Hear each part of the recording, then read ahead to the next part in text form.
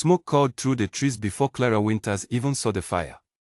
She smelled it fast, sharp and bitter, carried on a wind that should not have been blowing that night. She dropped the bundle of herbs she was carrying and ran toward the ridge, her heart slamming against her ribs. Something was wrong at the old mill. She could feel it in her bones the way she felt storms coming before the clouds arrived. She had lived on the edge of Alden Voss's territory for 3 years, ever since her village had been folded into his lands after a war that left half her family gone. She was not Pack. She was not Wolf.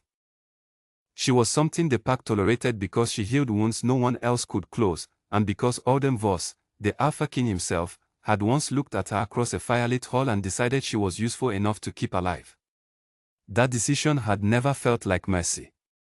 It felt like a leash, invisible but real, tightening whenever she forgot her place. Tonight she was not thinking about leashes. She was thinking about the meal, and about the fact that she had heard whispers only an hour ago, whispers she had dismissed as Pack gossip, about riders crossing the eastern border. Riders who did not belong to Alden's Pack. Riders who had reason to hate him. She reached the top of the ridge and stopped, chest heaving. Below her, the valley opened up, and there it was. The old grain mill, abandoned since the fire that had taken her father years before, standing dark against the night. No flames yet. Just movement. Shapes slipping between the trees around it, too quiet, too deliberate to be anything good. Clara's first instinct was to turn and run the other way. She had learned, over 3 hard years, that trouble in this territory rarely ended well for someone like her. She had no claws, no Pack to call her own, no strength beyond her own 2 hands and the knowledge in her head. But then she saw him. Alden Voss stood near the mill's broken doorway, tall and unmistakable even in the dark, his silver-streaked hair catching what little moonlight slipped through the clouds. He was not in his wolf form. He stood as a man, and that made him vulnerable in a way she had never seen before. The Alpha King, who commanded 4 packs and struck fear into anyone who crossed his lands, was walking into a trap with no idea it was closing around him. Clara's mind raced. She could leave. No one would blame her. She owed him nothing but her continued survival, and even that death felt tame most days. He had never been cruel to her, not exactly, but he had never once treated her as anything more than a tool kept sharp for when he needed cutting done. And yet, she thought of the night she had arrived in his territory, starving, terrified, certain she would be killed before dawn. She thought of how he had looked at her, unreadable, and said only one sentence. "You may stay if you are useful." She had hated him for the coldness of it. She had also, somewhere beneath the hatred, respected that he had not lied to her, had not pretended kindness he did not feel. She was still thinking when the first shout rang out below. It was Colin Ashford's voice, one of Alden's own guards, shouting a warning that came far too late. Figures burst from the treeline around the mill, at least a dozen of them, moving with the coordinated speed of wolves who had planned this for a long time. Clara recognized the markings on their arms even from this distance, dark bands wrapped tight above the elbow. The Ravenwood Pack. Alden's oldest rivals, the ones who had lost the war 3 years ago and never stopped nursing the wound. Clara's breath caught. This was not a chance encounter. This was an execution, carefully planned, aimed at the one night Alden Voss had chosen to walk his lands with only a handful of guards instead of his full pack. She should run.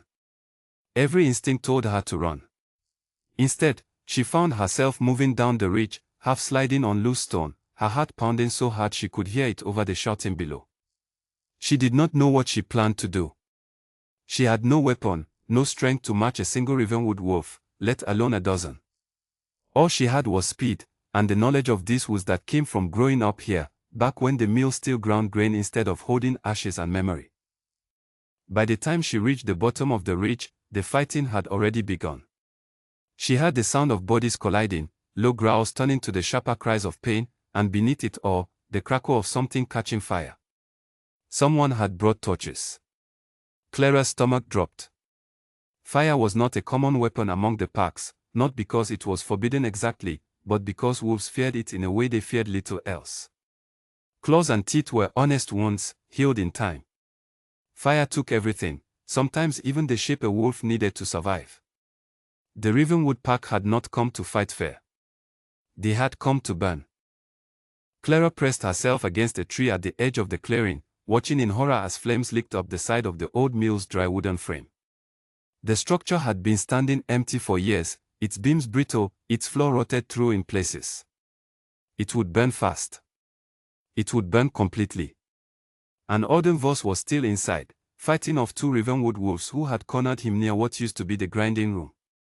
Clara's hands were shaking, but her mind had gone strangely clear, the way it sometimes did when she was walking over a wound too serious for panic. She scanned the clearing, counting guards. Colin Ashford was down, bleeding from his shoulder but still conscious, dragging himself toward cover. Another guard, a woman named Nora Bell, was locked in a fight near the mill's water wheel, holding her own but unable to break away to help her king. No one was coming for Auden. They were all fighting their own battles, and the fire was spreading faster than any of them seemed to realize. Clara looked at the herb still clutched uselessly in her satchel and almost laughed at the absurdity of it. She had come out tonight to gather feverfew for a sick child in the village.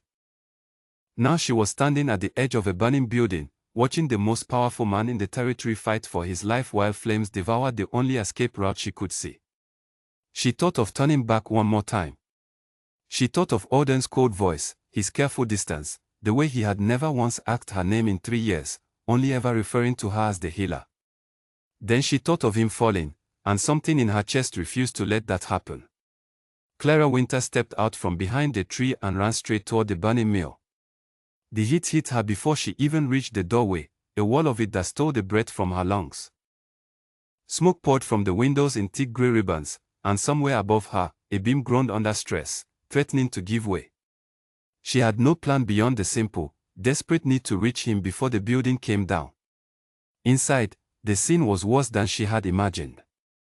Auden Voss had shifted, his human form giving way to the massive grey wolf the entire territory whispered about, a creature large enough to make grown warriors hesitate before challenging him. But even the great wolf was struggling now, pinned between two Ravenwood fighters and a wall of flame that had cut off the door he had entered through. Clara had never been this close to his wolf form before. It should have terrified her. In this moment, all she felt was urgency, sharp and clean, cutting through every ounce of fear. She grabbed a length of broken timber from the floor, one end still cool enough to hold, and swung it hard into the nearest Ravenwood fighter's flank. It was not a strong blow. She had no training, no real strength behind it. But it was enough to startle him, enough to break his focus for the half-second Auden needed to twist free and strike back. The second fighter turned toward her instead, teeth bared, and Clara realized with a jolt of pure terror that she had just made herself a target. She stumbled backward, tripping over debris, and the world seemed to slow as the wolf lunged. Then Auden was there, faster than anything that size should have been able to move, driving his shoulder into the attacking wolf and sending it crashing into a support beam that gave way with a horrible cracking sound. Sparks rained down. The fire above them roared louder, hungrier, and Clara understood with sudden clarity that they had only seconds before the entire roof came down on top of them. She looked up at Auden's massive form, his amber eyes finding hers through the smoke, and for one strange moment, something passed between them that had nothing to do with fear or duty. Understanding, maybe. Or simply the shared knowledge that they were both about to die unless something changed immediately. Clara's mind raced through everything she knew about this building, every childhood memory of playing near the mill before the first fire had claimed her father. There was another way out. She was almost certain of it. A side passage near the old storage room, narrow enough that most people forgot it existed, wide enough for a smaller wolf to pass through.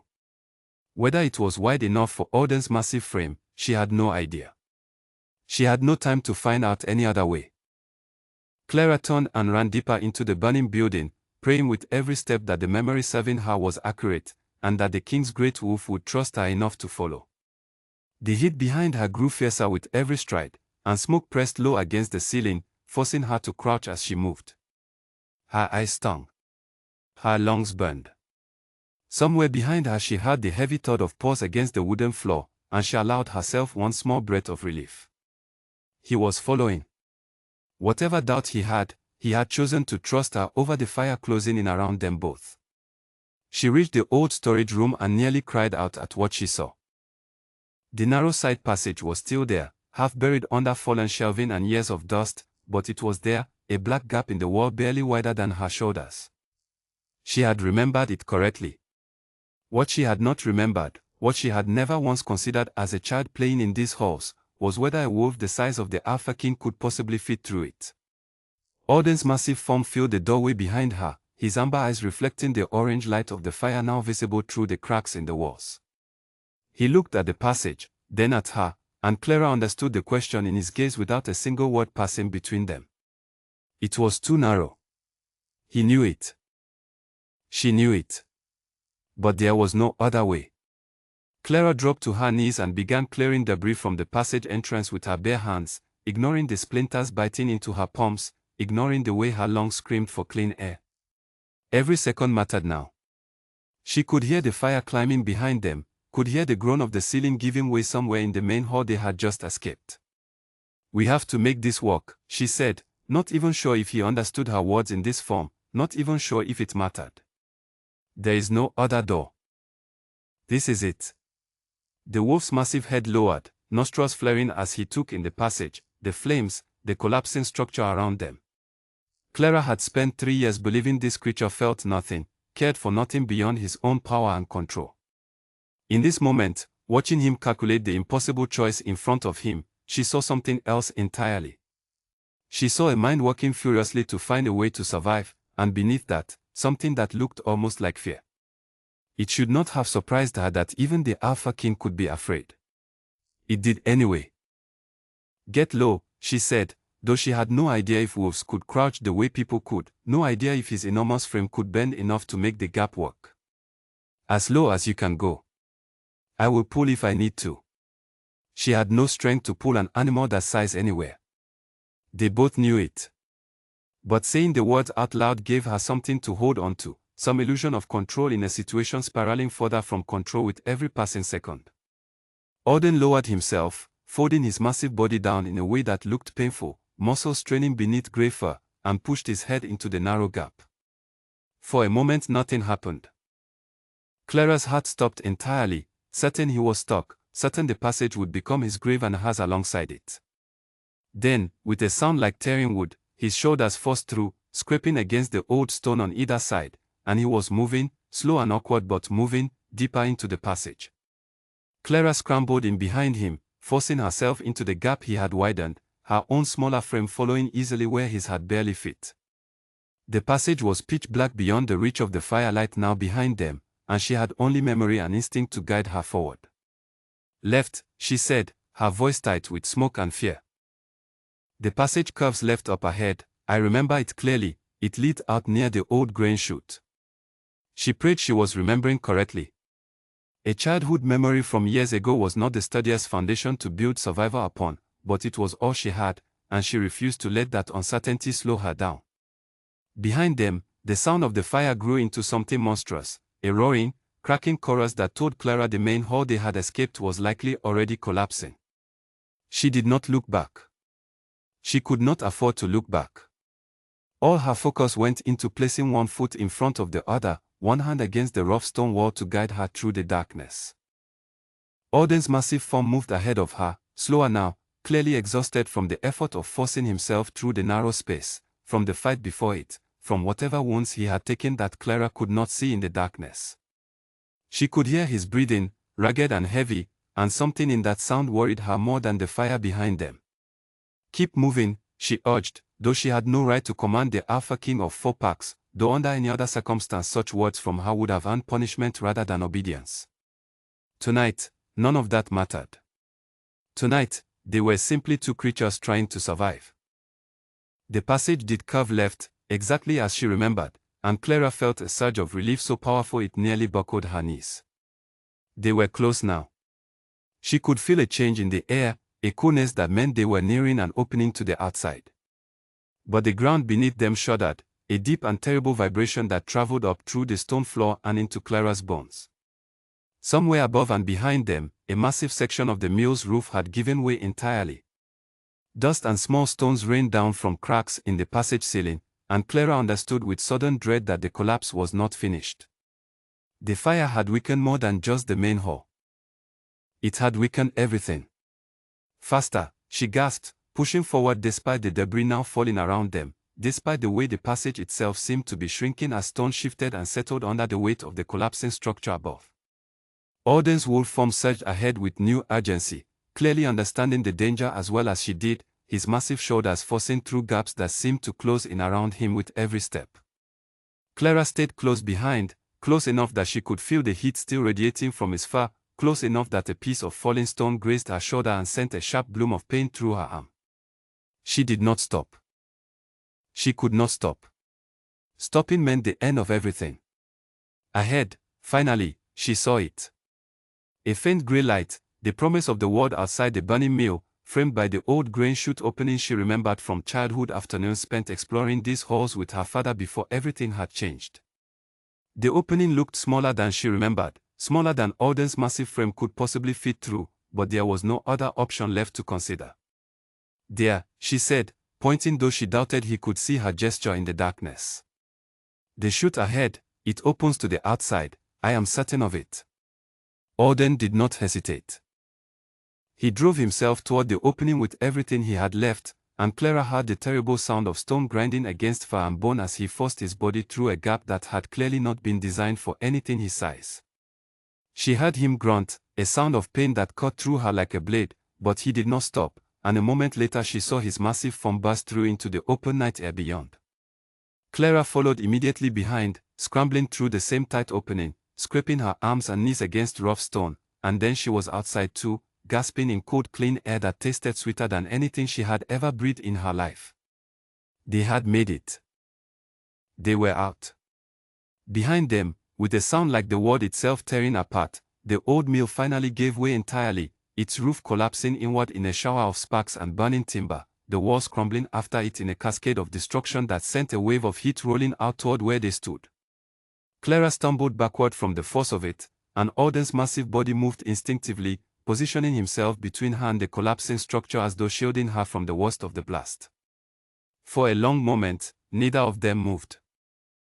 They simply stood there, breathing hard, watching the fire consume what remained of the old mill, orange light dancing across both their faces as the structure that had nearly killed them both crumbled into ash and memory. Clara's legs gave out fast, exhaustion and shock finally catching up with her all at once, and she sank down onto the cold ground, her hands scraped raw, her shoulder throbbing where the falling stone had struck her.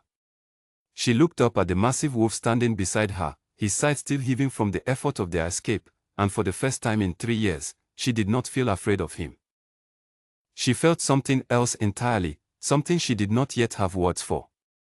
Around them, the sounds of the wider battle still echoed through the night, distant now, muffled by the roar of the fire and the ringing in Clara's own ears. She knew this was not over. The Ravenwood pack had not simply vanished because their trap had failed to kill its intended target. There would be more fighting tonight, more danger before dawn finally arrived. But for this single moment, sitting on the cold earth beside the collapsed ruin of the mill that had once been her family's livelihood, watching the Alpha King's massive form settle down beside her with something that looked almost like exhaustion and something that looked almost like gratitude, Clara Winters allowed herself to simply breathe. She had saved his life tonight. Whatever came next, whatever danger still waited in the dark woods around them, that fact would not change. And somehow, impossibly, it felt like it changed everything. The rest was short-lived. A sharp howl cut through the night from somewhere north of their position, followed quickly by an answering cry from the west, and Clara felt the wolf beside her tense instantly, his massive head lifting toward the sound. "They are regrouping," she whispered, more to herself than to him, though she suspected he understood every word even in this form. "They know the mill did not finish the job." Alden rose to his feet, and even exhausted, even singed and bleeding in places Clara could now see clearly in the firelight, he moved with a purpose that reminded her exactly who he was. Not simply a wolf she had guided through a collapsing building. The Alpha King of 4 packs, and a man who did not intend to let tonight end in defeat. He shifted then, the transformation rippling through him faster than Clara had ever witnessed, until the massive wolf was gone and Alden Voss stood in his place, breathing hard, blood running from a gash along his ribs, his silver hair matted with soot and sweat. "You should not have come after me," he said, his voice rough, though there was no real anger in it, only something closer to disbelief. You could have died in there. You could have died in there without me, Clara shot back, pushing herself up onto unsteady legs. I saw the passage. I remembered it from childhood. If I had left, you would still be trapped, or worse. He studied her for a long moment, something unreadable passing across his face, and then he nodded once, sharp and final, the way a man does when he accepts a truth he does not particularly enjoy. Then I owe you a debt I did not expect to owe anyone. There was no time to dwell on it.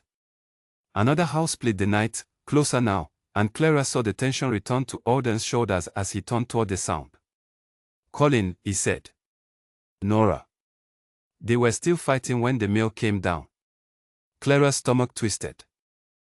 In the chaos of their own escape, she had almost forgotten the guards left behind in the clearing, fighting for their own lives while she and Alden fled through the collapsing passage. We have to go back. You have to go somewhere safe, Alden corrected, already moving toward the tree line, his injured side clearly paining him with every step. This is not your fight. It became my fight the moment I ran into that building, Clara said, hurrying to keep pace with him despite her own exhaustion, despite the ache in her shoulder where the falling stone had struck her. I am not leaving now. He did not argue further, though the look he gave her suggested he wanted to. Perhaps he understood, in that moment, that arguing with her would cost more time than simply allowing her to follow. Perhaps some smaller part of him did not want to face what remained of this night alone. They moved together through the trees, Alden favoring his injured side but moving with the controlled efficiency of a man who had survived far worse than a burning building, Clara close behind him, her senses straining for any sign of danger in the darkness around them. They found Colin Ashford fast, propped against a fallen log at the edge of the clearing, his shoulder wound bound crudely with a strip of torn cloth, his face pale but his eyes alert. My king, he said, relief evident in his voice. I feared the worst when the roof came down. Where is Nora? Alden asked, crouching briefly to examine Colin's wound with quick, practiced hands.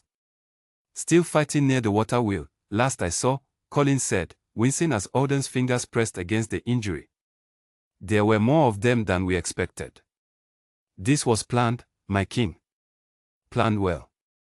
I know, Alden said grimly, rising back to his feet. Rivenwood markings. They have been waiting for an opportunity like this for years. Clara's mind raced back to the whispers she had dismissed as gossip only hours earlier, whispers about riders crossing the eastern border.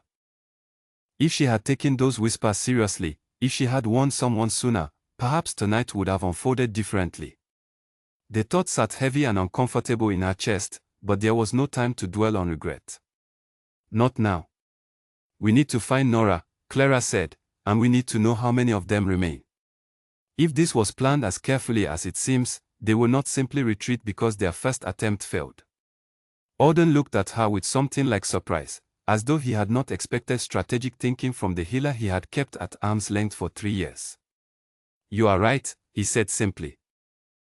Colin, can you move? I can move, my king, Colin said, gritting his teeth as he pushed himself upright with Alden's help. Though I will not be much use in a fight. Then stay close and stay quiet, Alden said. We moved toward the water wheel together. The three of them moved through the smoke-hazed clearing, keeping to the shadows where the firelight from the collapsed mill did not reach, Clara's heart pounding with every step. She had no weapon beyond the length of broken timber she had discarded somewhere in the mill's collapse, no strength beyond her own 2 hands, and yet she found herself moving forward regardless, driven by something she could not fully name.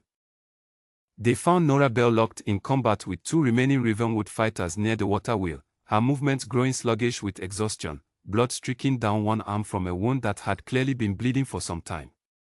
She was losing, Clara realized with a jolt of fear, slowly but surely losing a fight she could not win alone. Alden did not hesitate.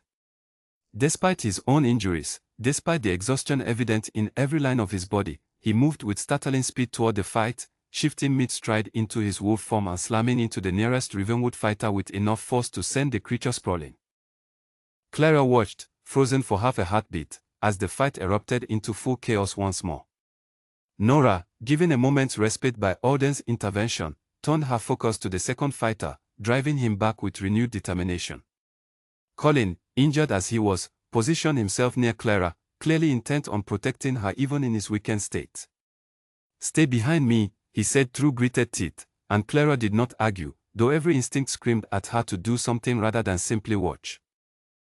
The fight was brutal and fast, the kind of violence Clara had witnessed only rarely in her 3 years within Alden's territory, always from a careful distance, always with the comforting knowledge that it was not her fight. Tonight there was no distance. Tonight the danger pressed close enough that she could feel the heat of it, the raw fear radiating from every combatant locked in struggle beneath the dying light of the burning mill. Alden's wolf form moved with brutal efficiency despite his injuries, driving his opponent back step by step until the Ravenwood fighter, recognizing the futility of continuing, broke away and fled into the darkness of the surrounding forest. Nora's opponent, seeing his companion retreat, hesitated only a moment before following, vanishing into the trees with a final snarl thrown back over his shoulder. Silence fell over the clearing, broken only by the crackle of the dying fire and the ragged breathing of 4 exhausted survivors. Alden shifted back to his human form, swaying slightly on his feet, and Clara rushed forward without thinking, catching his arm to steady him before he could fall. "You are hurt," she said, taking in the full extent of the gash along his ribs now that she could see it clearly in the firelight, deeper than she had first realized, still bleeding steadily. "This needs attention now, not later." "Later," Alden said, though his voice had lost some of its earlier strength. "We need to know if more of them remain in these woods. This cannot have been their entire force." "It can wait 5 minutes," Clara said, already reaching into her satchel for the herbs she had gathered earlier that evening, grateful now for the foresight that had sent her into the forest in the first place. "You will not be able to fight anyone if you bleed out before dawn." Something flickered across Alden's face, an expression Clara could not quite place, before he nodded and allowed her to guide him toward a fallen log where she could walk. Colin and Nora took up positions at the edge of the clearing, watching the tree line for any sign of returning threats, while Clara pressed clean cloth against Alden's wound and began working with the quick efficiency born of years spent healing injuries no one else in this territory could close. "You saved my guards tonight," Alden said quietly, watching her work with an intensity that made Clara's hands falter slightly before she recovered her rhythm. "You saved me tonight. Twice, if I am counting correctly." "I was not counting," Clara said, focusing on the wound rather than meeting his eyes. "I was simply doing what needed doing." 3 years, Alden said, and there was something almost rueful in his voice now. 3 years I have called you the healer and nothing more. I never once asked your name, did I?" Clara's hands stilled for just a moment before she forced them back into motion, tying off the bandage with practiced care. "Clara," she said simply. "My name is Clara Winters." "Clara," Alden repeated, as though testing the shape of it, and something about the way he said it, quiet and genuine, made Clara's chest tighten with feelings she did not have time to examine. Before either of them could say anything further, a new sound cut through the night, distant but unmistakable, the sound of many feet moving through the forest with purpose. Colin's head snapped up instantly, his hand moving toward the blade at his belt despite his injured shoulder. "My king," he said urgently. Movement to the north. A large group, moving fast. Alden rose immediately despite his injury, his expression hardening into something cold and focused, the exhaustion of the past hour seeming to fall away as though it had never existed. "How many?" "Too many to be a simple patrol," Nora said grimly, peering into the darkness beyond the clearing. This could be their main force, finally arriving. Clara felt her stomach drop. If tonight's attack had been merely the opening move, if the true assault was only now approaching, then everything they had survived so far had brought them nothing but a brief and costly delay. "We cannot fight a large force in this condition," Colin said, his voice tight with the honest assessment of a soldier who understood his own limitations. "We are wounded, exhausted, and outnumbered even before they arrive." Alden's jaw tightened, and Clara watched him weigh options that all seemed impossible, watched the weight of command settle over him even in this moment of exhaustion and pain. "There is a place," Clara said suddenly, the memory surfacing from somewhere in the depths of her childhood, back when these woods had been simply woods and not a battlefield. An old hunting shelter, half a mile east, built into the hillside. My father used it during storms. It is defensible, narrow entrance, only one way in or out. If we can reach it before they close the distance, we could hold there until reinforcements arrive. Reinforcements will not know to come, Alden said grimly. No one beyond this clearing knows what has happened tonight. Clara's mind raced, searching for some solution, some way forward that did not end in disaster. Then it came to her, sudden and clear despite the exhaustion pulling at every part of her body. The signal fire, she said. On the northern ridge, the one your pack uses to call for aid during emergencies. I have seen it lit only once, years ago, but I know where it stands. If someone could reach it and light it, the rest of your pack would see it and come. Alden's eyes met hers, something sharpening in his gaze, a plan forming even through the pain and exhaustion weighing on him. That fire stands nearly a mile from here, in the opposite direction from the shelter you describe. I know, Clara said, her voice steady despite the fear coiling tight in her chest. Which is why someone needs to go now, while the rest of you retreat toward the shelter. Absolutely not, Alden said immediately, his voice sharp with a command she had rarely heard him use before. You will not go alone into these woods with an enemy force approaching. There is no one else who can spare the time, Clara said, holding his gaze despite the fear threading through her words. Colin is wounded, Nora is wounded, and you cannot lead them to the shelter and reach the signal fire at the same time. I know these woods better than any of you. I grew up running through them. Let me do this. The sound of approaching footsteps grew louder, closer, and the decision could not wait any longer. Alden stared at her for one long, agonizing moment, torn between the command instinct that told him to protect everyone under his care and the growing understanding that Clara Winters was no longer simply someone he needed to protect. Go, he said finally, the word costing him something Clara could see plainly on his face. Go now, and Clara, be careful. I am not finished owing you debts tonight. Clara nodded once, and before she could second-guess the decision, before fear could root her in place, she turned and ran into the darkness of the forest, leaving the others to retreat toward the shelter while the sound of approaching enemies grew louder with every passing second behind her. The forest at night was a different world than the one Clara remembered from her childhood, shadows stretching long and strange between ancient trees, every snap twig sounding like thunder in her ears. She kept low, moving as quietly as she could manage while still maintaining the speed she desperately needed, her lungs still raw from smoke, her shoulder aching where the falling stone had struck her earlier. She had told Alden she knew these woods, and it was true, though the truth felt thinner with every passing minute as she pushed deeper into unfamiliar darkness. The northern ridge lay nearly a mile away, and every step of that distance now felt like an eternity stretched impossibly long by fear and urgency in equal measure. Behind her, faint but unmistakable, she heard sounds that told her the approaching force had reached the clearing near the water wheel. Growls, shouted commands, the clash of bodies meeting in combat. Alden and the others were buying her time, she realized, time paid for with their own safety, and the weight of that knowledge pushed her legs to move faster despite the burning exhaustion in every muscle. A branch cracked somewhere to her left, too close, too deliberate to be simple wind through the trees. Clara froze, pressing herself against the rough bark of an ancient oak, her heart hammering so loudly she feared it might give away her position. She held her breath, straining to hear past the pounding of her own pulse. Footsteps. Careful, measured footsteps moving through the underbrush, drawing closer with every passing second. Clara's mind raced through her options. She had no weapon beyond her bare hands, no strength to match a wolf in combat, and running would only draw attention to her position if whoever moved through the darkness had not yet noticed her. She forced herself to remain still, pressed against the tree, watching the shadows for any sign of movement.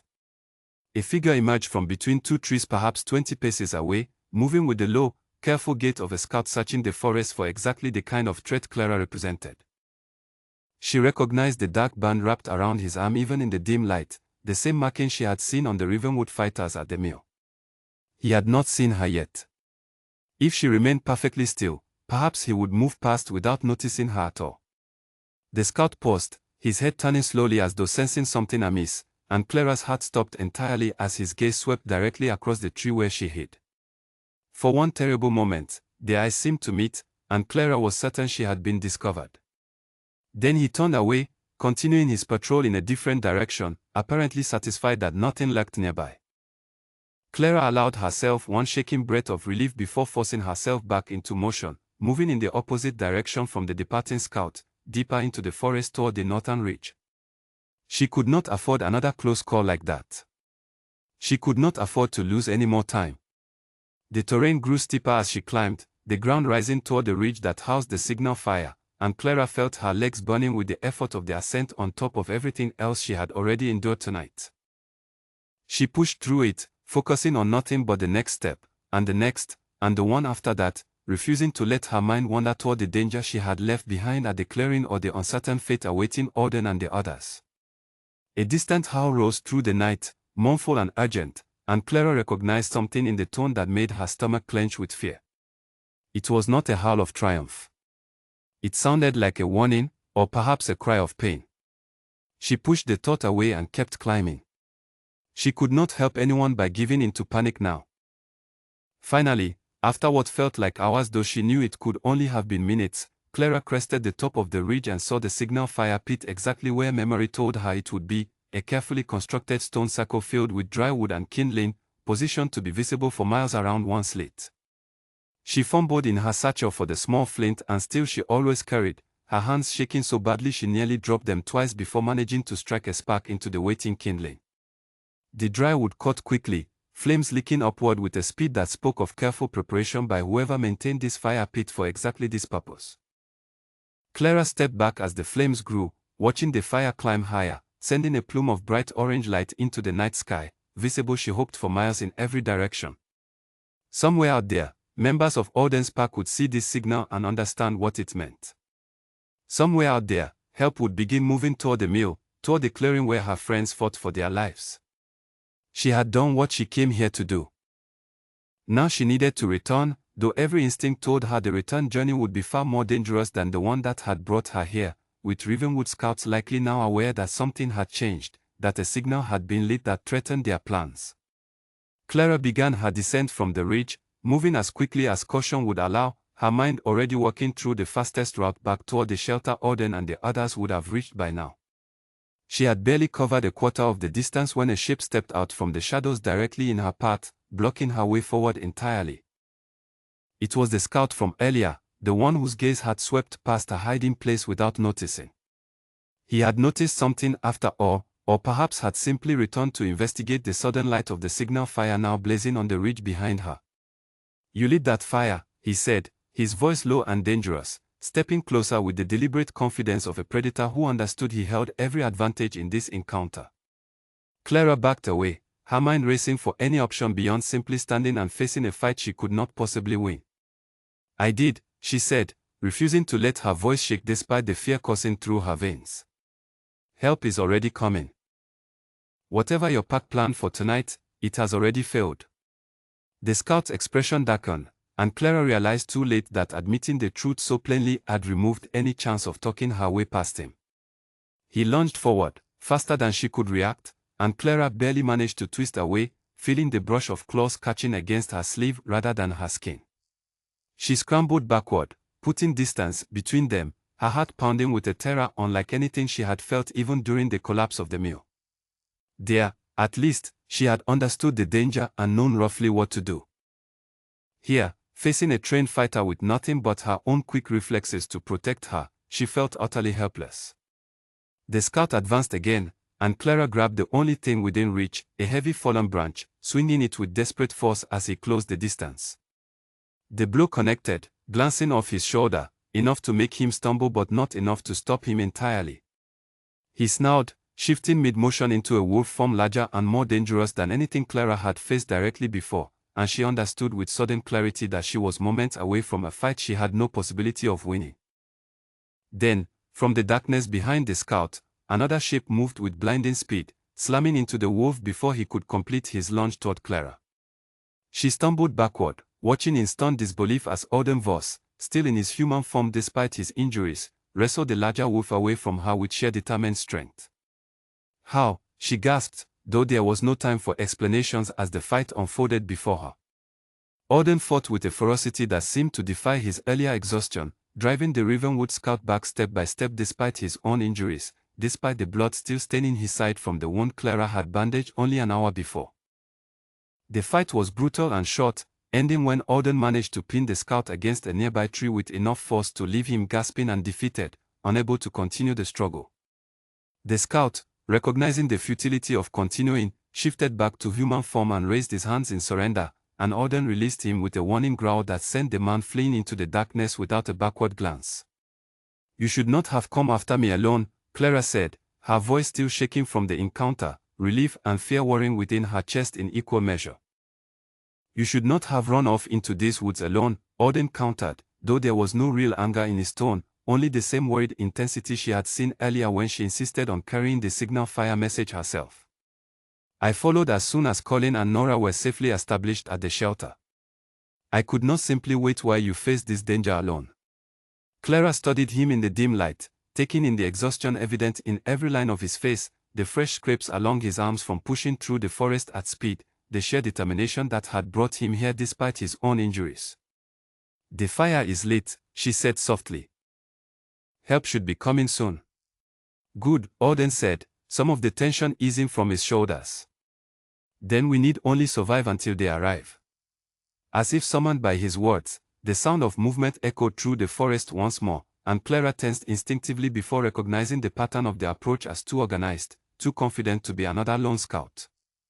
Moments later, several shapes emerged from the trees, wolves bearing the markings of Alden's own pack, moving with the coordinated purpose of reinforcements finally arrived. "My king," one of them called out, shifting to human form as he approached, relief evident in his voice. "We saw the signal fire. What has happened here tonight?" "An ambush," Alden said grimly, "planned and executed by Ravenwood, using the old mill as bait. We have wounded at the hunting shelter to the east. We need to move quickly and secure the area before they attempt anything further tonight."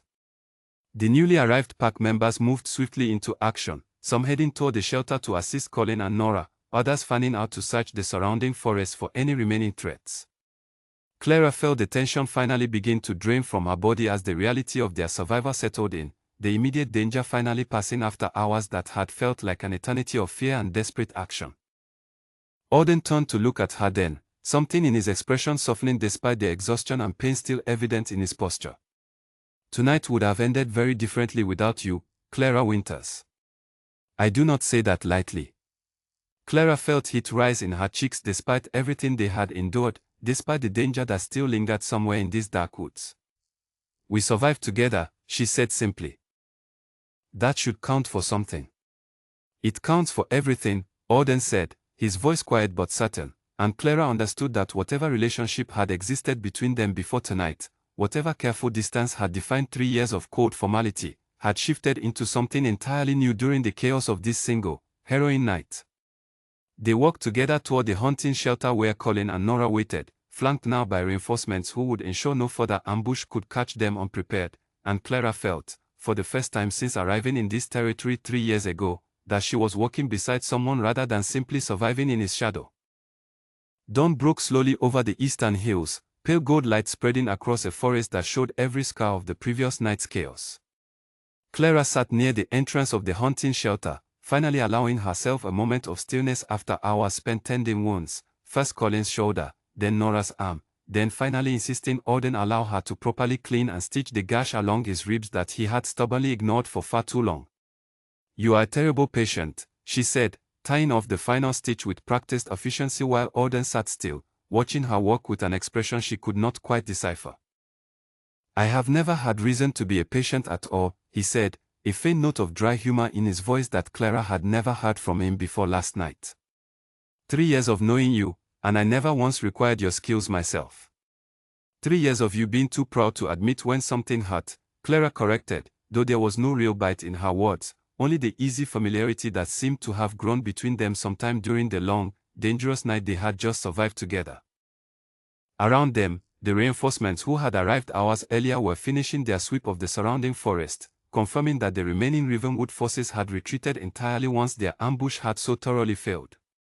Colin, his shoulder properly bound, sat near the shelter's entrance keeping watch, while Nora had already fallen into an exhausted sleep against the far wall, her injuries finally allowing her body the rest it desperately needed. "What happens now?" Clara asked, securing the last of the bandage around Alden's ribs and sitting back to survey her work with a healer's critical eye. Ravenwood would not simply forget that their plan failed. No, Alden agreed, his expression turning serious once more. But they have shown their hand tonight in a way they cannot easily take back. They attacked using fire, a weapon few packs are willing to use against their own kind, and they did so on a night when they believed my guard would be thin enough to guarantee success. That tells me they are more desperate than I realized, which means they will not risk another attempt so soon after this failure. And the meal? Clara asked quietly, thinking of the building that had nearly become both their graves, the same structure that had once been her father's livelihood before an earlier fire had claimed it years before this one. Something shifted in Alden's expression, softening into an understanding Clara had not expected from him. I know what that place meant to you, he said. I did not know it until Colin mentioned your father's history with the mill during the fighting last night, but I understand now why running toward that building took more courage than perhaps even you realized in the moment. Clara felt tears prick unexpectedly at the corners of her eyes, surprised by the sudden wave of emotion his words brought forward. She had spent so long believing Alden Voss saw her as nothing more than a useful tool, a healer to be called upon when needed and otherwise ignored, that his sudden understanding felt almost overwhelming in its unexpectedness. It was already gone, she said softly. The mill stopped being anything more than ash and memory the day my father died there. Perhaps it needed to burn again, completely this time, before either of us could move forward from what happened there. Alden reached out then, his hand covering hers where it rested against the cold stone floor of the shelter, and Clara did not pull away. I owe you my life twice over from this single night, he said quietly. Once when you guided me through that passage, and again when you lit that signal fire despite the danger of doing so alone. I do not make such admissions easily, Clara, but I will not pretend the dead does not exist. You do not owe me anything, Clara said, though her voice wavered slightly at the warmth of his hand against hers. I made my choices freely. I do not require repayment for them. Perhaps not, Alden said, but I find myself wanting to offer something regardless. Not out of obligation, but because 3 years of calling you simply the healer suddenly feels like an insult to everything you truly are. Clara met his eyes then, searching for any trace of the cold distance that had defined their relationship for so long, and found instead something warmer, something that had clearly been building beneath the surface long before last night's chaos had finally brought it into the open. What would you offer instead? She asked, her voice barely above a whisper. A place, Alden said, not simply within my territory, but within my pack itself, should you wish it. Not as a tool to be called upon in emergencies, but as someone whose counsel and courage I have come to value beyond measure in the span of a single night. Someone I would very much like to know better, given the chance. Clara's heart pounded, though this time the sensation carried none of the fear that had driven her through the burning mill and the dangerous forest beyond it. This felt like something else entirely, something warm and uncertain and full of possibility. I would like that, she said finally, though I suspect you will find me a difficult person to simply command, even within your own pack. A genuine smile crossed Alden's face then, the first Clara had ever seen from him in 3 long years, transforming his features into something far less intimidating than the cold alpha king she had first encountered upon her arrival in this territory. I would expect nothing less, he said. I have never valued easy obedience nearly as much as I value honest courage, and you have shown me more of that in one night than most of my pack demonstrates in years. Outside the shelter, the sun continued its slow climb into the morning sky, casting warm light across a forest that had witnessed both destruction and survival within the span of a single dangerous night. Colin, overhearing enough of the conversation to understand its significance, offered Clara a knowing smile before returning his attention to the forest beyond the shelter's entrance, granting them a small measure of privacy despite the circumstances. The pack will need to know what happened, Alden said after a moment, though his hand remained covering hers, neither of them making any move to break the contact. Ravenwood's betrayal will need to be addressed formally, and preparations made in case they attempt something similar in the future. And the meal? Clara asked again, though this time her question carried a different weight than before. Will it be rebuilt? Alden considered this for a long moment before answering. If you wish it, he said. The land is yours by right, whatever remains of your father's claim to it. Whatever you decide to build there, or whether you decide to leave it as it stands now, the choice belongs to you alone. Clara looked toward the direction of the mill, though the structure itself remained hidden beyond the trees surrounding their current position. She thought of her father, of the years since his death, of the fire that had first claimed the mill and the fire that had now finished the job entirely. Perhaps, she thought, something new could grow from those ashes eventually, something that honored the past without being trapped entirely within it. Someday, she said. Not yet. But someday, perhaps. Auden nodded, understanding evident in his expression, and they sat together in comfortable silence as the morning light continued to strengthen around them, the danger of the previous night finally beginning to feel like something survived rather than something still actively threatening their safety. By midday, word had spread through the wider pack of the ambush and its failure, of the healer who had guided the Alpha King through a collapsing building and then risked her own life alone in dangerous woods to summon aid that ultimately saved them all. Clara found herself regarded with a new kind of respect among Auden's people, no longer simply tolerated as a useful outsider but welcomed as someone whose courage had proven itself beyond any doubt. Ravenwood, as Auden had predicted, made no further attempts in the days that followed, their failed ambush costing them more than simply the element of surprise. Whispers reached the pack eventually of internal strife among their rivals, disagreement over the wisdom of an attack that had ultimately achieved nothing beyond exposing their desperation and driving Auden Voss into a stronger position than he had held before the attempt against him. As for Clara and Auden, the careful distance that had once defined their relationship continued to soften with each passing week, former courtesy giving way slowly to genuine friendship, and friendship deepening gradually into something neither of them had expected to find within the ashes of a burning mill.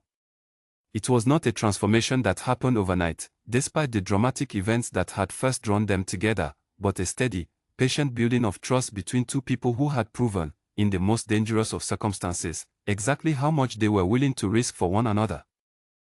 The old mill remained standing in ruins for many months afterward, a quiet monument to the night that had changed everything, until eventually Clara found herself ready to consider what might rise from its ashes. When that day finally came, she did not face the decision alone, and the new structure that eventually took shape upon that ground became not simply a memorial to what had been lost, but a symbol of everything that had been found instead, standing as testament to a partnership forged in fire and proven true in the difficult days that followed. Clara Winters had arrived in Auden Voss's territory 3 years earlier as a frightened refugee with nothing left to lose. She left that burning night behind as something else entirely, someone who had pushed the Alpha King's great wolf through the last possible escape and emerged from the collapsing ruins not merely as a survivor, but as someone who had finally found where she truly belonged.